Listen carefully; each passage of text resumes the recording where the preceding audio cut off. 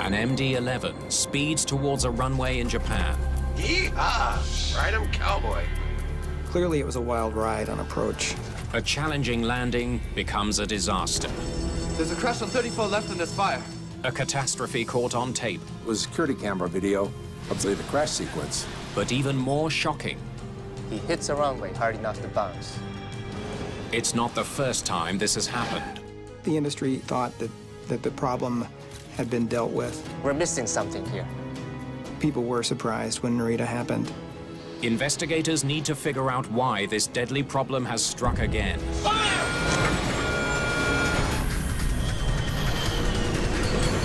Mayday, mayday.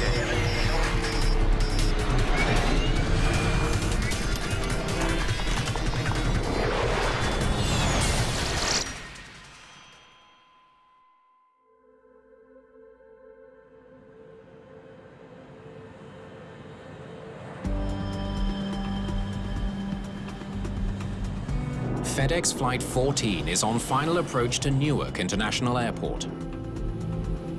Be advised, surface winds 250 degrees at 5 knots. The Boeing MD-11 is a stretch version of the DC-10, ideal for hauling cargo. Flight 14 is seconds from the Newark runway, a landing that will have major repercussions for years to come. The flight down to about 50 feet off the ground was perfectly normal. Now the plane is dropping too quickly. It hits hard and bounces. Catastrophe strikes as the right wing hits the ground. Amazingly, no one is killed. We were elated very early on to find out that the people on board the aircraft escaped with very, very minor injuries. A violent crash at one of the busiest airports in the United States could easily have led to a fatal tragedy. It demands a full investigation. The NTSB's Bob Benson leads the team. A design quirk of the MD-11 immediately grabs his attention. To save on fuel, engineers gave the jet an unusually small tail that reduces drag. During the investigation, it became apparent to us that the MD-11 had design features, if you will, that made it somewhat more difficult to land. The plane's small tail surface makes the MD-11 tend to pitch up. The solution is to fly faster, to increase airflow over the tail.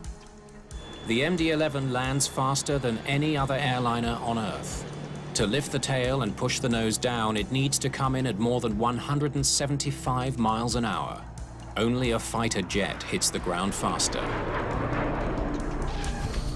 On short final, at high approach speeds, vents are somewhat compressed, so good reaction time, good reflexes are important.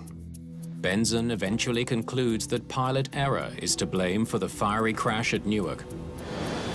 The wings were rocking a little bit more than they should have, and he bounced the first landing. The pilots then pushed the nose down, making the second impact even worse.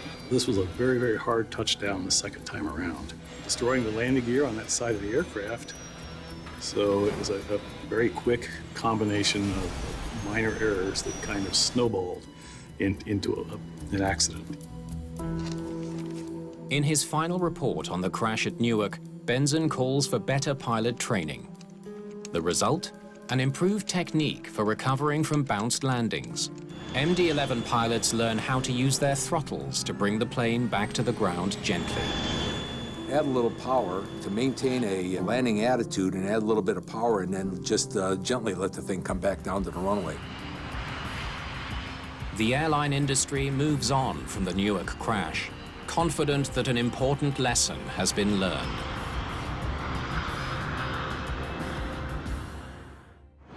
Almost 12 years later, Nippon Cargo 37, runway 34 left, clear to land. the MD-11 is still a popular workhorse for flying cargo. FedEx relies on the plane to haul millions of tons of freight in and out of crucial hubs like Tokyo's Narita Airport, one of the busiest airports in the world.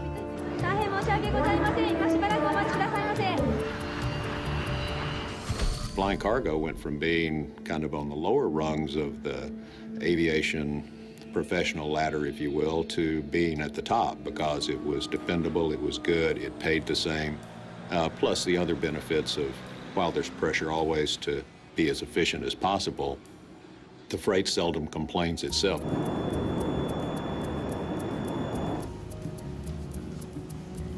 Narita Tower, FedEx 80, 13 miles for 34 left. 54-year-old Kevin Mosley is the captain on FedEx Flight 80. His first officer is 49-year-old Anthony Pino. The two veteran pilots are second in line to land at Narita. FedEx 80 Narita Tower on runway 34 left, continue approach. FedEx 80, roger. Within that last 200 miles or so before you're going to land, a pilot would start thinking about what the conditions are, recheck the weather, start paying attention to what was happening to other traffic. After an overnight flight from Guangzhou, China, the crew is less than 10 minutes from touching down on Narita's main runway.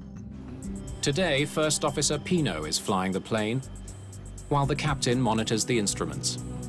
All right, let's begin the before landing checklist. Got it. Landing lights on. FedEx 80 surface wind is 320 at 28 knots.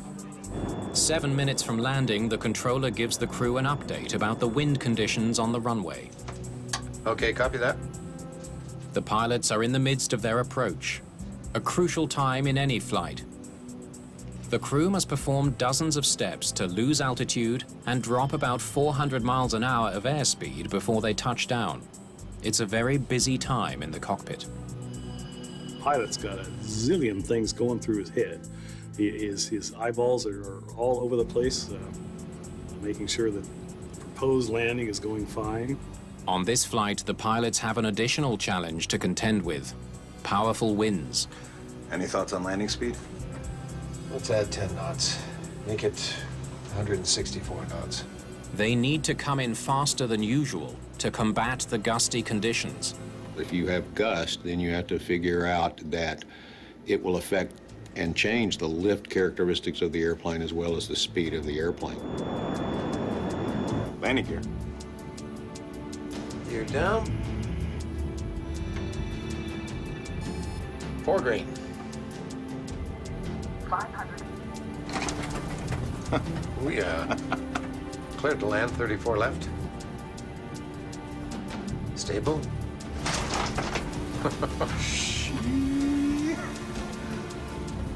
You're really working, if you're the pilot flying, on a really gusty, windy day. The plane is dropping 13 feet per second. It will be on the ground in less than 5 seconds.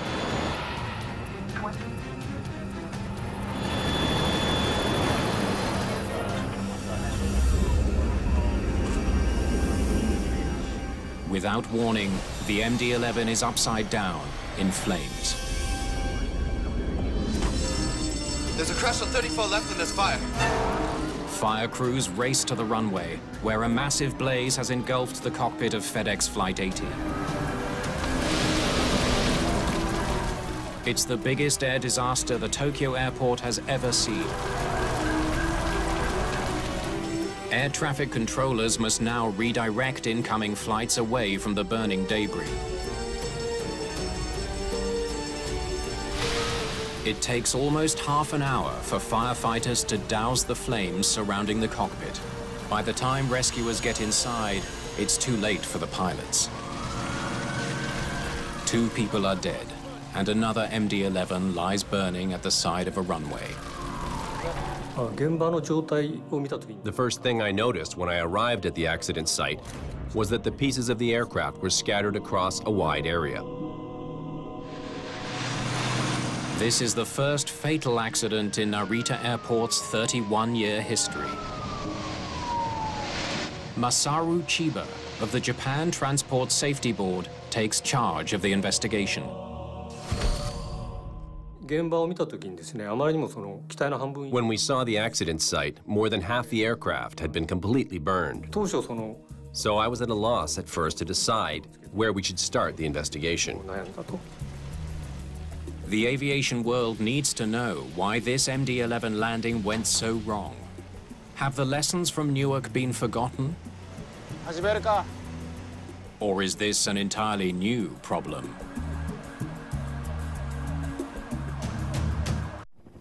Two people are dead, and the remains of an MD-11 cargo plane lie smoldering at Narita Airport. Investigators examine the runway, searching for clues that might reveal how this landing went so wrong. I was trying to figure out where the plane first touched down. There were very clear traces from the tires. Therefore, the initial contact with the ground was the place where there were clear tire marks. Look at all this rubber. This is where they first touched down.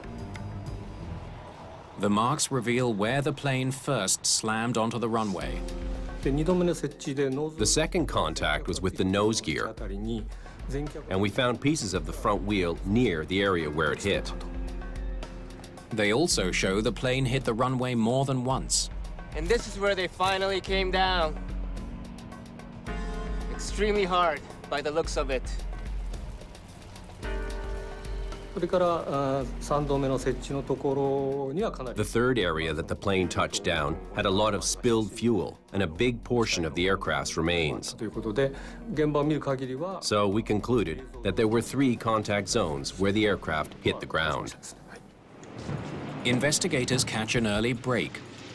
Though it's extremely rare for a plane crash to be caught on video, it's happened here. An airport surveillance camera confirms Chiba's theory about the violent landing. Flight 80 bounced twice before finally slamming into the runway and flipping over in flames.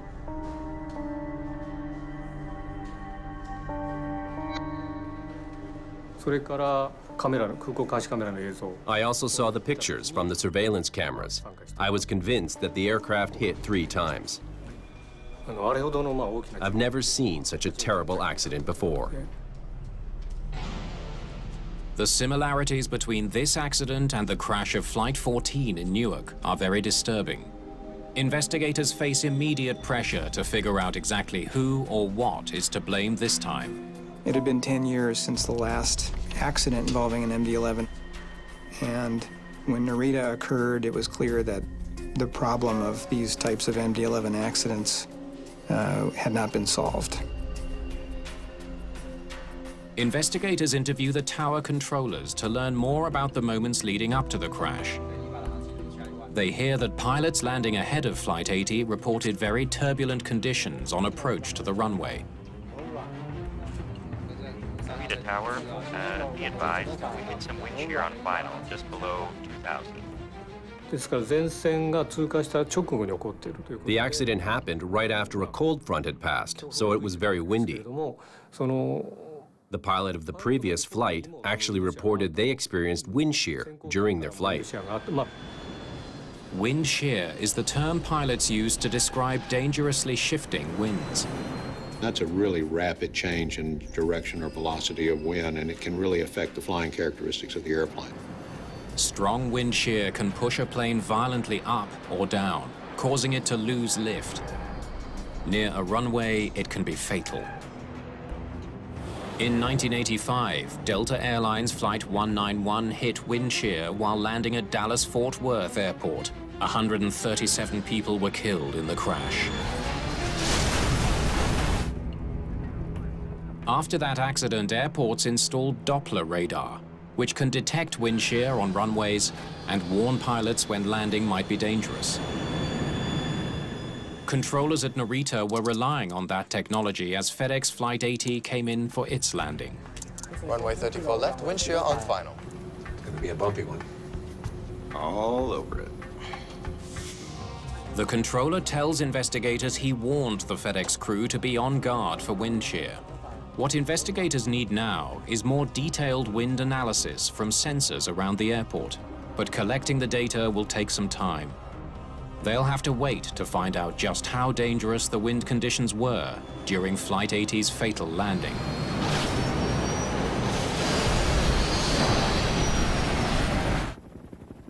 Meanwhile, a recovery team has made a major breakthrough. They've pulled the black boxes from the scorched wreckage. The data on the recorders could explain what happened in the last few moments of the MD-11 landing, unless that data has been destroyed by fire. These are a lot more damaged than I thought they'd be. I hope they can get something out of these. It was heavily damaged. It was exposed to extremely high heat. Let's get them packing.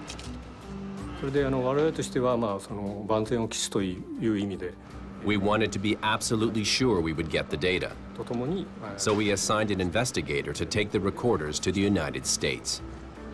The black boxes are on the next flight to Washington, D.C., where NTSB experts will try to recover the critical data. While investigators wait for news from Washington, they consider another possibility, that Flight 80 was thrown off balance by the load it was carrying. What if the cargo shifted at the last minute? There's several things that can affect a cargo aircraft during takeoffs or landings. One of the things that pilots always fear is shifting cargo. Flight 80 was carrying more than 50 tons of cargo, FedEx deliveries large and small. Loading cargo is an exact science, distributing weight in a way that does not unbalance the aircraft. That's especially true in the already temperamental MD-11. The fasteners that hold the cargo in place have survived the fire. There's no evidence they failed.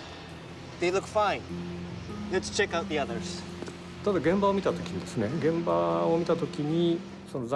As far as I could tell from the remains of the cargo, there was no evidence of the cargo shifting, either to the front of the plane or to the back of the plane. But if the cargo didn't shift, what caused Flight 80 to crash on landing, killing 2 pilots? Masaru Chiba studies Doppler radar records of the wind speeds on runway 34. Any sign of wind shear in the moments before the crash could be the lead he's been waiting for. But it's another dead end. No wind shear on runway 34 left when they were touching down. After examining data about the air currents before and after the accident, it seemed very unlikely that wind shear could have caused this accident. While investigators in Japan struggle for a solid lead, there's better news from Washington. NTSB technicians have recovered the sounds captured by Flight 80's damaged cockpit voice recorder. They expect to soon recover the flight data as well.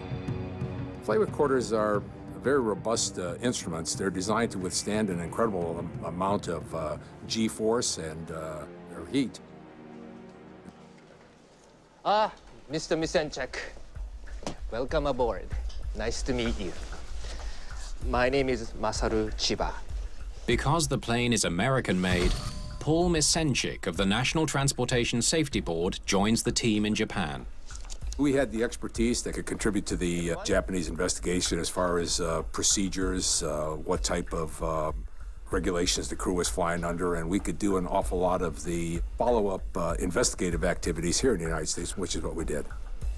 Okay, this way, please. Flight 80's cockpit recording is now in the hands of investigators. But will it tell them why the pilots couldn't get their planes safely on the ground? Let's hear the entire approach from first contact with Narita at 6:41. Narita Tower, FedEx 80, 13 miles for 34 left. FedEx 80, Narita Tower on runway 34 left, continue approach. FedEx 80, roger. All right, let's begin the before landing checklist. Got it. So far, so good. The approach to Narita is textbook. Landing gear. Gear down. Winds are 320, maximum at 34 knots. Okay, stop for a second. Winds 320, maximum 34. It's right in their face. The recording reveals the crew was flying into a strong headwind, but it isn't dangerous enough to explain the crash. Okay, let's go on. 1,000. Yeehaw! Ride 'em, cowboy. Don't let the airplane fly you. You fly the airplane. And on a gusty, blustery day, that's in fact what you have to do. 500. Despite the bumpy ride, the pilots don't seem very concerned. Clear to land, 34 left. Stable. Stable approach is one of the call-outs that more and more carriers have put into their operation specifications that you call out, because generally that's a pretty well understood thing. If you're stable, you can land.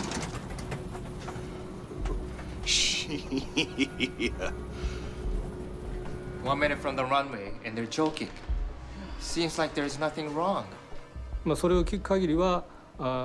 the recording, we can tell that they were really relaxed and teasing each other.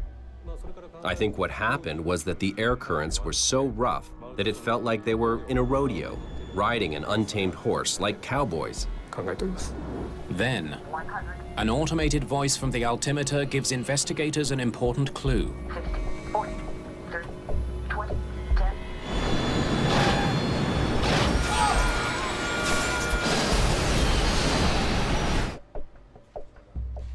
That last part again, please.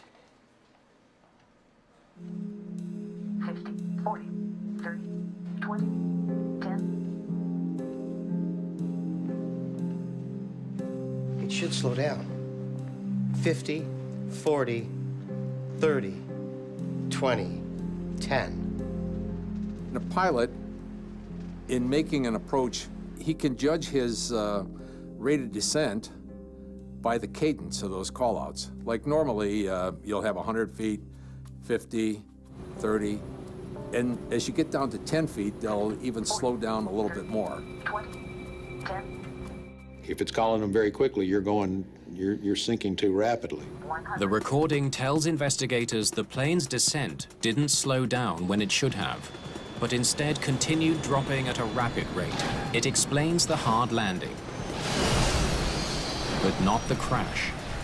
Another critical question remains. Why didn't the pilots slow their descent? Until they can answer that question, investigators will never know the full story behind the crash of FedEx Flight 80.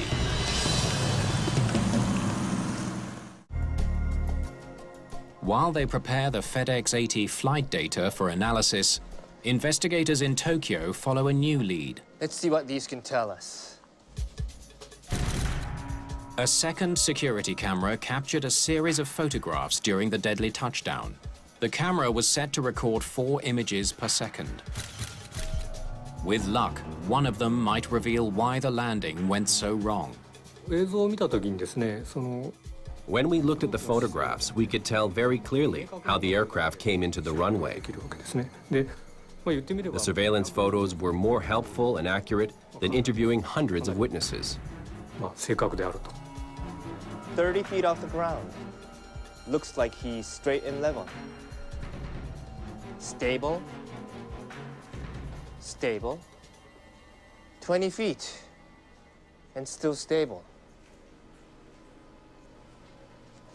You want the airplane pointed down the runway when you touch down, and you want the wings as level as you can have them. That's what you're looking to accomplish. Everything looks fine. But in a split second, he hits a runway hard enough to bounce. The photos capture in detail what happened on runway 34 left, but shed little light on why it happened. We're missing something here. They turn to the information from the flight data recorder. All right, what does the data tell us? They hope it will reveal what the pilots did during the final moments of the landing. 40 feet, 30 feet. Strange. It's practically level. He should be nose up here. 30 feet from the ground, the pilots should pull the nose up a few degrees to slow the descent and help the plane float to the ground. It's called flaring the plane. Starting to pull back on the control column to start to flare the airplane, to start to arrest its descent so that you have one continual motion of power coming off of the airplane.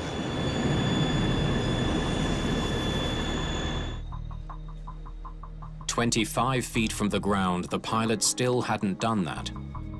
He starts a flare here. But it's only 2 seconds from touchdown. He's too late. The pilots finally start to flare at 20 feet. So late, they're still pulling up when they slam into the ground.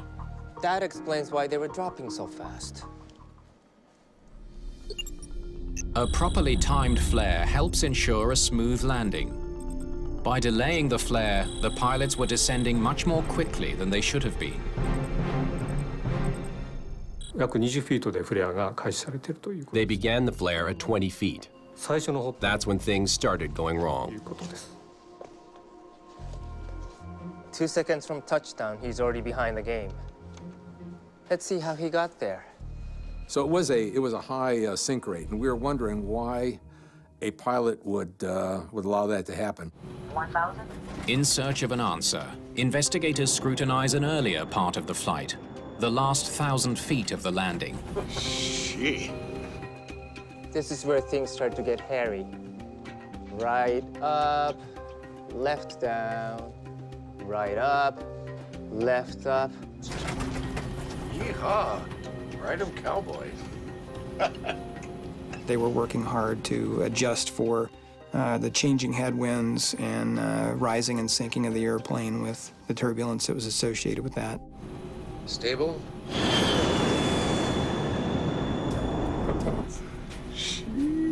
If you have a really strong headwind on the airplane, blowing right down the runway toward the airplane, and that wind suddenly diminishes greatly, the airplane has a tendency to feel like it's falling out from under you. It's lost some of that airflow that's going over the wing. The MD-11 is heading for the runway at almost 200 miles an hour and dropping at 13 feet per second. Pino has his hands full trying to keep his plane properly positioned for landing. 100.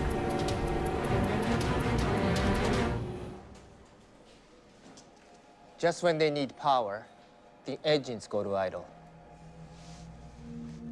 50. At 50 feet, the situation gets much worse. The MD-11's auto throttles are designed to go to idle automatically at 50 feet. The system works well on calm days, but this time the decrease in power makes the plane drop even faster. When they had a high sink rate, they needed power right at 50 feet, and they didn't apply it. Because of the powerful winds, Pino should have added more thrust to keep the landing on track. 30. Pino reacts less than a second too late. 20. He pulls the nose up to begin his flare, but the plane is falling too fast. In windy, gusty conditions, it's incumbent on the pilot to guard his throttles and to override the auto throttles to make sure that he has the adequate power component to control his rate of descent to the runway. Just like in the Newark accident, Flight 80 hits the runway while dropping twice as fast as recommended. They both botched the flare. They both hit hard. Tsugi. If a pilot is late with his flare, just like Isaac Newton says, every reaction is a reaction. You're going to hit the runway and you're going to bounce back off the runway. This is what's happening in several of these MD-11s, where the one wing would shear off and the other wing would fly up over the top and turn the airplane inverted. Investigators in Japan learned that both Moseley and Pino received the bounce recovery training that Benson recommended after the Newark accident. Looks like they had the proper training. So, how did they get the landing so wrong? The fatal descent onto runway 34 left remains a mystery.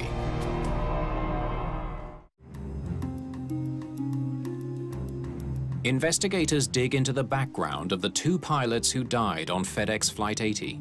FedEx doesn't have a lot of people that are new to the flying business. They just don't make the cut.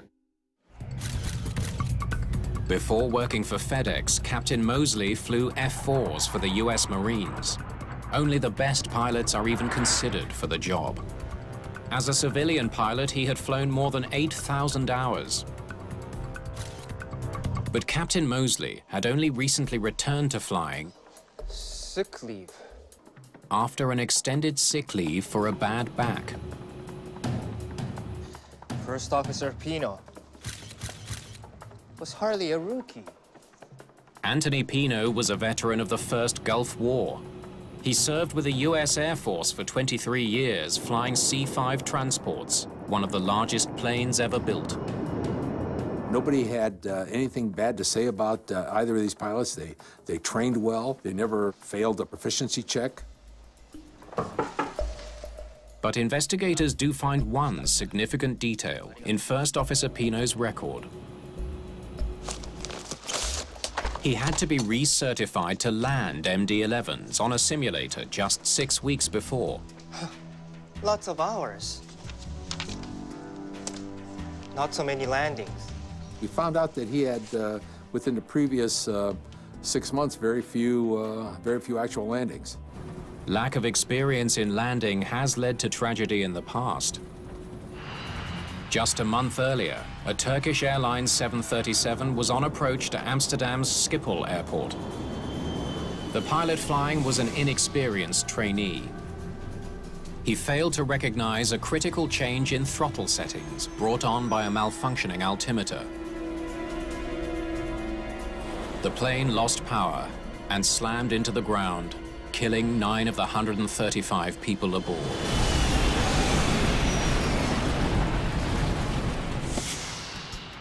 At FedEx, Pino usually flew as the relief pilot, taking the controls only in the middle of long-haul flights. It's a role that calls for very few landings. The pilot who was flying this airplane only had about 73 landings in the last 2.5 years, which averages out to about 2.5 landings a month. 2.5 landings a month. That's not a lot of landing practice. The first bounce throws a plane back in the air.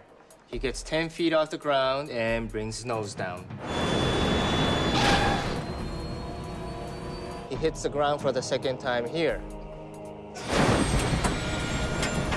He continues to push his controls forward, pushing down the nose.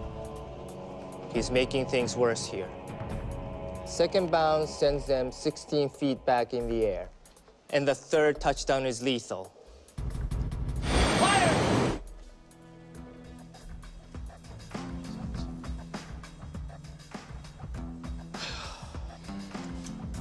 Okay, a rusty first officer and a captain with a bad back.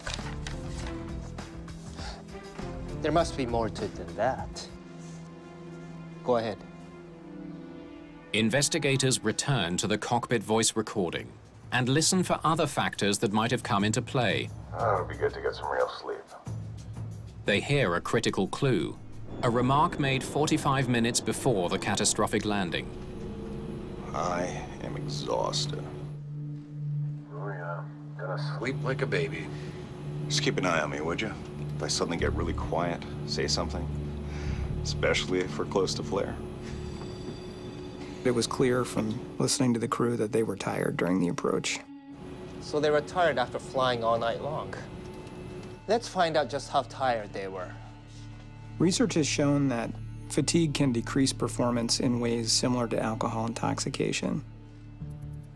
Investigators learned that over the past 10 days, the two men flew 38.5 hours, traveled almost 11,000 miles, and crossed 8 time zones.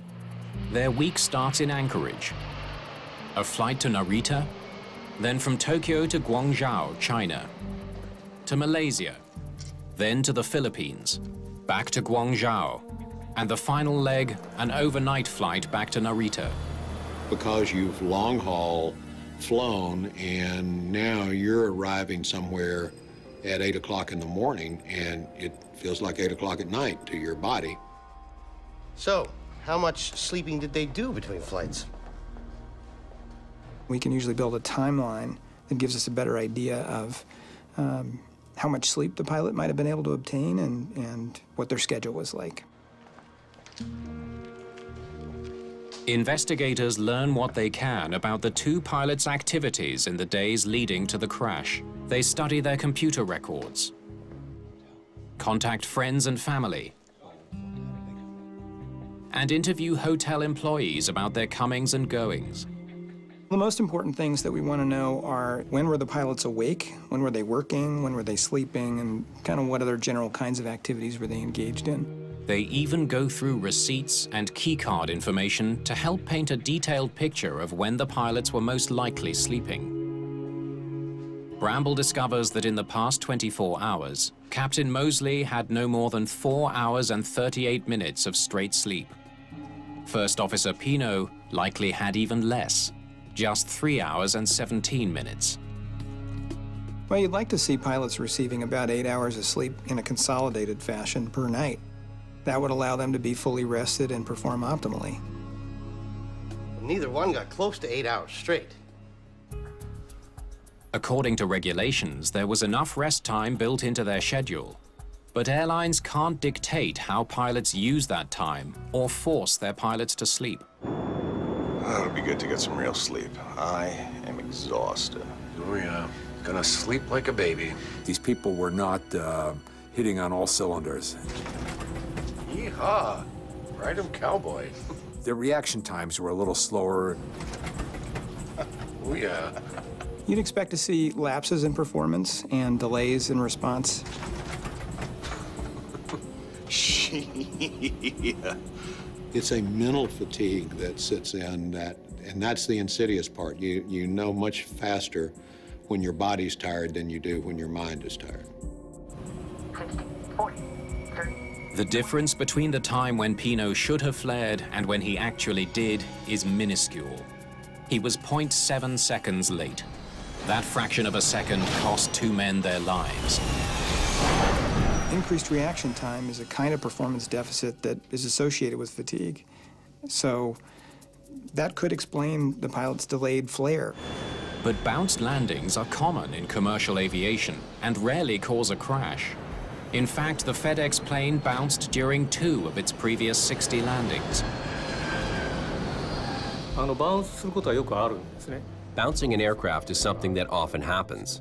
Bouncing is not rare, but even so, it doesn't usually cause a fiery crash. So what made this bounced landing so deadly? Though it looks like fatigue could well have been a factor, investigators suspect there's more to the story.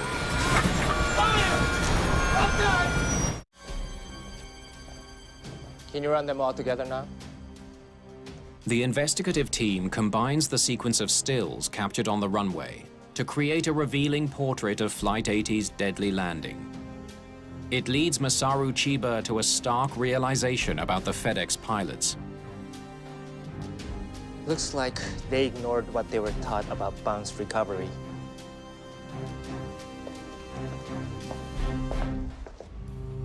In an MD-11 flight simulator, a senior FedEx pilot demonstrates the standard procedure for recovering from a bounce. Establish a 7.5-degree nose-up attitude and increase thrust. Are we ready? I think most pilots at that level are skilled enough to effectively handle the bounce.